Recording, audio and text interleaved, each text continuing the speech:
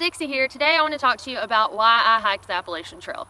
So after folks find out I've hiked the AT and we get over the, but you're a girl and you did it alone, did you carry a gun, and all of those things, usually people are like, well, why? Why would you want to do that?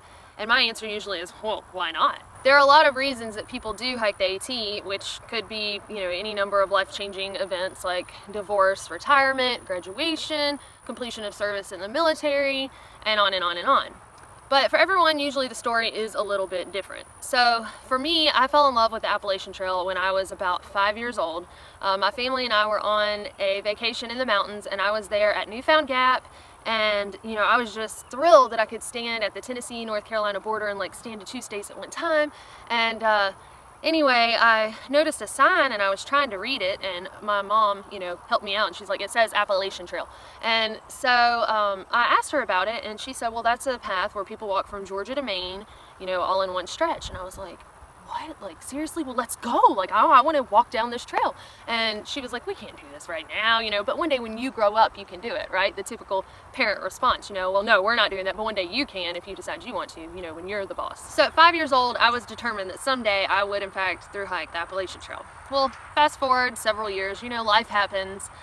After high school graduation, I realized I'll never have the money to do it right now, so I guess I should go ahead and, start college. And so I started the engineering program at Auburn University, and I thought, well, once I graduate this, I work hard and I get my degree, then maybe after that I'll be able to go on this awesome adventure that I've always wanted to. Well, I had been working an internship and I was offered this wonderful job with these hefty student loans that I had now collected. There was really no way I could turn down a great job opportunity to go play in the woods for 6 months. Then I moved to Denver, Colorado for another great job opportunity, and it was funny because throughout all of these jobs and the different offices I was in, I always had a poster, a map of the Appalachian Trail, but I had kind of just pushed it on the back burner even though it was right there in my face, because I thought, well, now I'm just I'm locked into my career and I'll just have to wait for retirement or something like that, some big change in life before I could ever do this, but someday it'll be the right time. Well, one day I woke up and I looked at myself in the mirror at 28 years old and I said, you've got a great job, you live in a beautiful area, you have 2 wonderful dog children, and you're miserable. What in the hell are you doing? So I decided, it's time to change something. And I didn't know what I would change, but I just decided life's too short to not be happy. But I had been the salutatorian of my graduating high school class, and I had earned my engineering degree, and I had a wonderful job, a nice office. So I was doing everything that society said I should do, and I completed that formula to be happy. So why was I not happy? Well, because I wasn't doing what I wanted to do, and I wasn't chasing my dreams, and I wasn't living my life. Working Monday through Friday, 8 to 5, and enjoying a little bit of my life on the weekend just wasn't cutting it for me. I realized I wasn't designed for that. So later that week, it's just strange how things happen perfectly on time sometimes.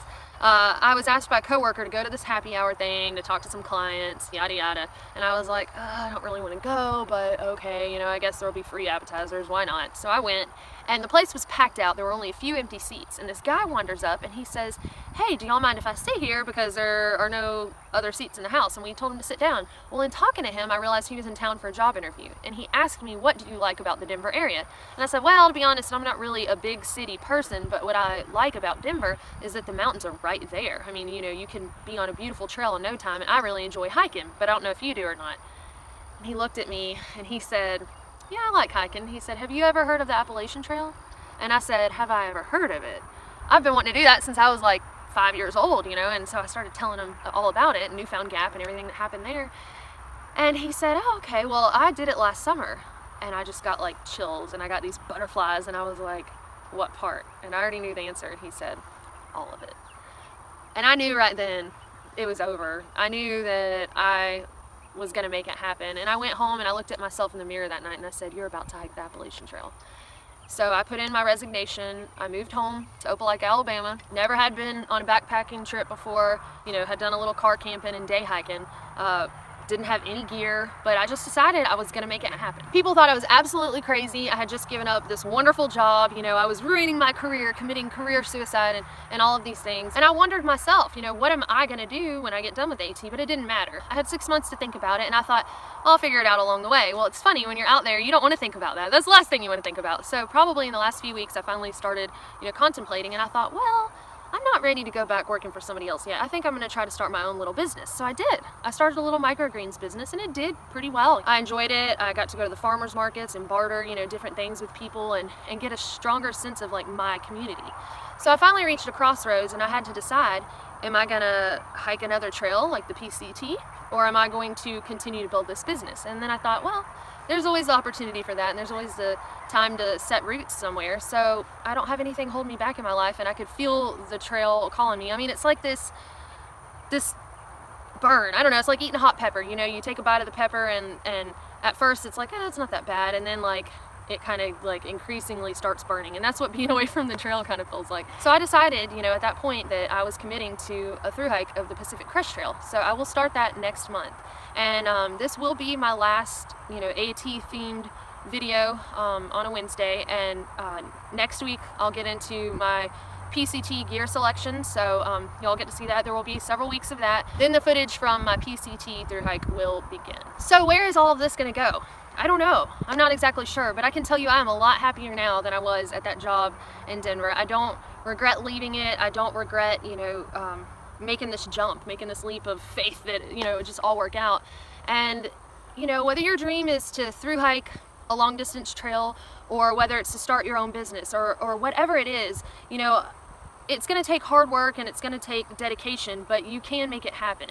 You know, and if your dream isn't attainable right now because you have other priorities that come before it, it's not too soon to start planning or to start, you know, thinking about it, to save up money for it. If you really want something, you just have to, you know, set your sights on it and go for it. I think the point is you just have to make sure that whatever you're doing right now in life, make sure it makes you happy, or it's working hard towards a goal that will make you happy. Because when you work hard towards something that you really want, it's at least rewarding. You know, it's not you're working hard for somebody else's goals or somebody else's dreams. And if you don't design your own life, somebody else will design it for you. So know what you're doing every day, live with intention, and know the plan and where you're heading, because life is too short to be miserable and to not be living happily. I just want to say thank y'all so much, those of y'all that have supported me through encouraging words, or, you know, through my PCT gear wish list, or patrons on Patreon, or folks that have supported me in some way, shape, or form. Y'all don't know how much it means to me that this year I'm going to be able to, you know, knock something else off of my bucket list. So thank you very, very much.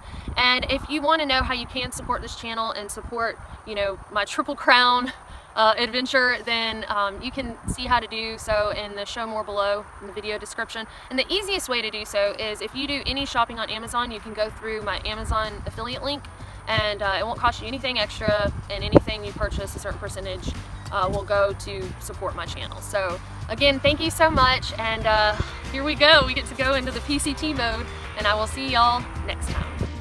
Okay, so I am here at Amicalola State Park, and there's this nice little compartment overhead, so that's the opening, where you can put like a headlamp